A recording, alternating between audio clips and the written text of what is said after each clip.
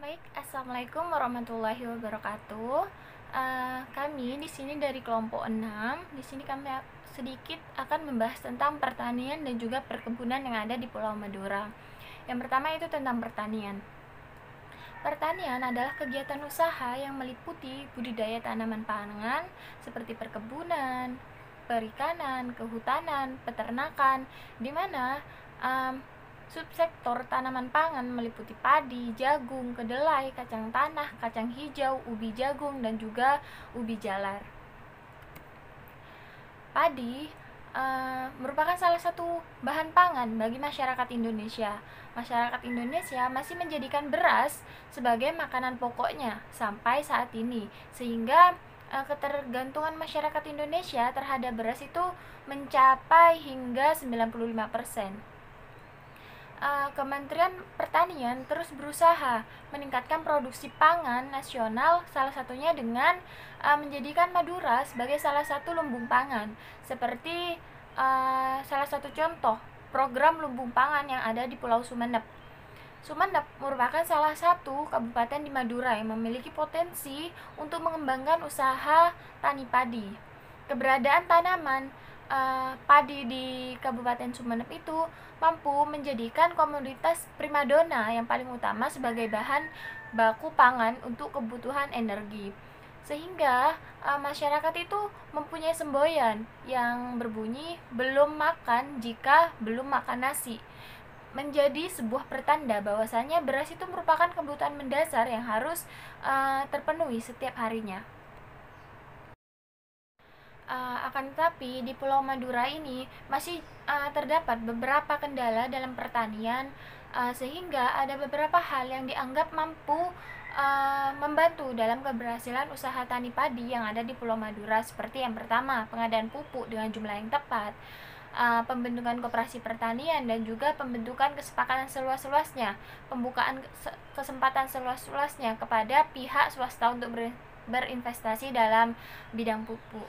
Tidak hanya hal tersebut, terdapat juga alternatif strategi dalam aspek budidaya tani, seperti yang pertama, pendampingan secara rutin kepada petani dalam penerapan teknologi budaya padi yang tepat, penggunaan pestisida atau pupuk yang sesuai dengan anjuran dalam kegiatan budidaya, mendorong petani dalam menggunakan bibit atau benih yang unggul dan juga berlabel, dan yang terakhir, peningkatan pengetahuan dan juga keterampilan budidaya tani. Tidak hanya padi saja dalam nomenklatur ekonomi tanaman pangan Indonesia, jagung juga merupakan komoditas penting kedua setelah padi. Kabupaten Bangkalan daerah yang sangat sesuai untuk budidaya jagung, sehingga mencapai 14.000 hektar atau 10,8% dari luas Kabupaten Bangkalan. Sedangkan daerah yang sesuai untuk budidaya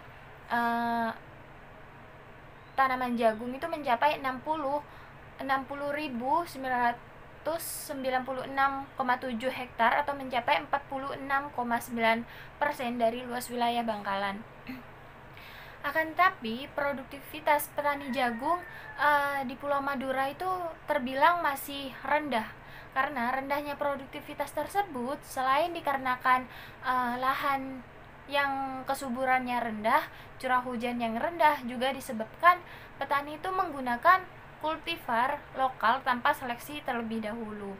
Penggunaan varietas hibrida oleh petani Madura hanya sekitar 60 ton benih jagung hibrida atau sekitar 4.000 hektar. Penggunaan benih jagung hibrida ini tidak mengalami peningkatan selama 5 tahun terakhir ini. Ada beberapa alasan masyarakat Madura itu masih tetap memilih jagung lokal dibandingkan dengan bibit jagung hibrida dalam pengusahaan penanaman jagung. Yang pertama yaitu karena jagung hibrida itu mempunyai umur yang sangat panjang, lebih dari 100 hari, sehingga akan mengurangi intensitas pengusahaan tanaman lain setelah tanaman jagung. Yang kedua, daya simpan jagung hibrida itu sangat rendah dibandingkan dengan jagung lokal Madura. Yang biasanya jagung lokal Madura itu daya simpannya itu bisa sampai 1 hingga 2 tahun. Sedangkan untuk daya simpan hibrida itu tidak bisa mencapai hingga 1 tahun bahkan 2 tahun. Yang ketiga, rendemen jagung hibrida itu sangat rendah dibandingkan dengan jagung lokal apabila digiling untuk dijadikan beras jagung. Dan yang terakhir, harga benih jagung hibrida yang terlalu mahal, yaitu kurang lebih 55.000 per kilogramnya. Dan salah satu kendala dalam usaha tani jagung hibrida itu juga ada beberapa faktor. Yang pertama itu belum tersedianya sarana dan juga prasarana di dalam membantu petani mengembangkan hasil pertanian khususnya tanaman jagung. Yang kedua, benih yang sulit diperoleh baik di toko-toko sarana produksi dan juga pasar. Yang ketiga, masyarakat Madura itu enggan menggunakan jagung hibrida karena harga dan minat pasar itu jauh lebih rendah dibandingkan dengan jagung Madura. Yang keempat, daya tahan simpan jagung hibrida itu tidak selama daya tahan jagung lokal yang bisa mencapai 1 hingga 2 tahun. Yang selanjutnya yaitu dengan adanya beberapa kendala yang terdapat dalam pengembangan usaha tani tersebut, maka solusi yang dapat dilakukan untuk terus mengembangkan produktivitas petani jagung dapat dilakukan beberapa hal, seperti yang pertama, perubahan paradigma masyarakat tentang jagung, pengembangan klaster biomaterial, dan yang ketiga, bioetanol berbahan jagung, 4, pengelolaan limbah jagung, dan yang terakhir tentang pembagian peran stakeholder. Yang selanjutnya yaitu perkebunan. Tembakau merupakan salah satu komoditas perdagangan penting di Indonesia. Produk tembakau yang utama diperdagangkan adalah daun tembakau dan rokok.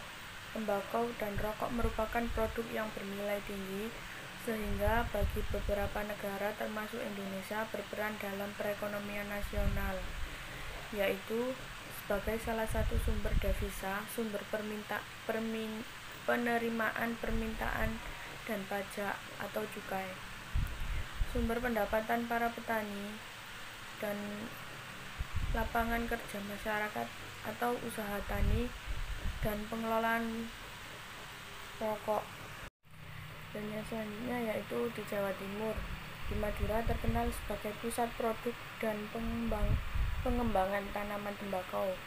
Hal ini ditujukan oleh luasan lahan yang ditanami tembakau di 3 kabupaten yang ada di Sampang, Pamekasan, dan Sumeneb, mencapai 59,968 hektar. Dari 3 kabupaten penghasil utama tembakau di Madura, Kabupaten Pamekasan menduduki luas urutan pertama, yaitu rata-rata mencapai 27.000 hektar. Tembakau merupakan pendapatan petani yang cukup besar di daerah Kabupaten Pamekasan, khususnya di Kecamatan Pakong. Kecamatan Pakong memiliki potensi di bidang pertanian tanaman perkebunan yaitu kelapa sawit dan tembakau. Berdasarkan data BPS Kabupaten Pamekasan, pada tahun 2016, tanaman tembakau di Kecamatan Pakong menduduki peringkat ketiga luas panen dan produk terbesar setelah Kecamatan Waru dan Kecamatan Pagetenan dengan luas panen 368 hektar dan produk sebesar 193,15 ton.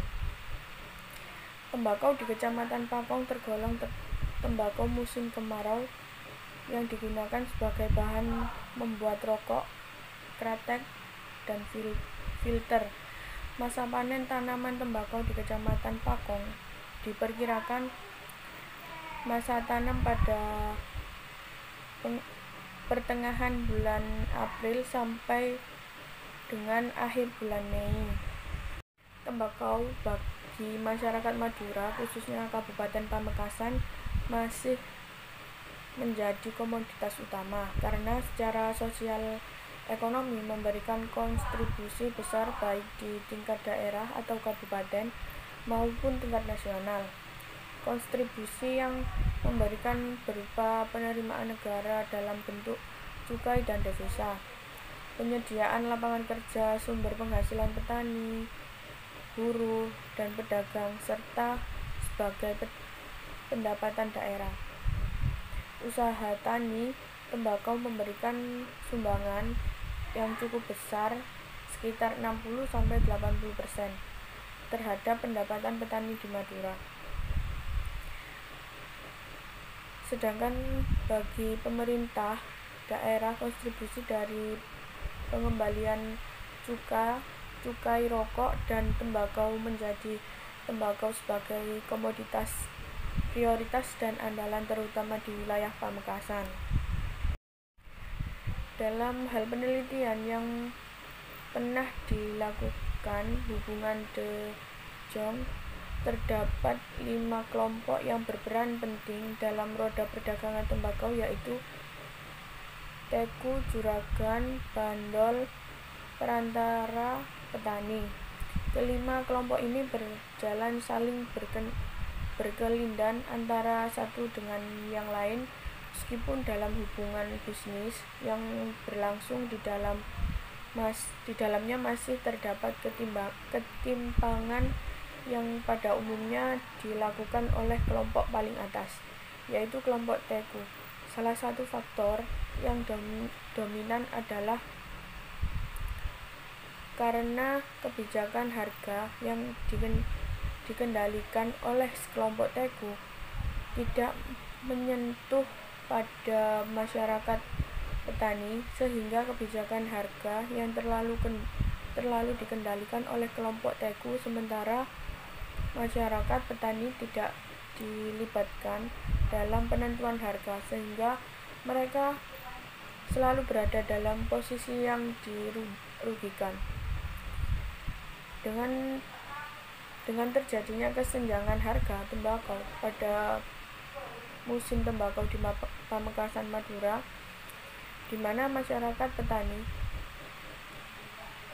selalu dirugikan dan ditopang dengan kondisi cuaca saat ini yang tidak menentu, maka pemerintah Kabupaten Pamekasan, Madura melalui Dinas Perhutanan dan Perkebunan mempunyai opsi dari tanaman tembakau di Taman Tebu. Pada tanaman tebu, lahan kering ini diprioritaskan bagi tanah yang dianggap tidak lagi produktif untuk ditanami tembakau.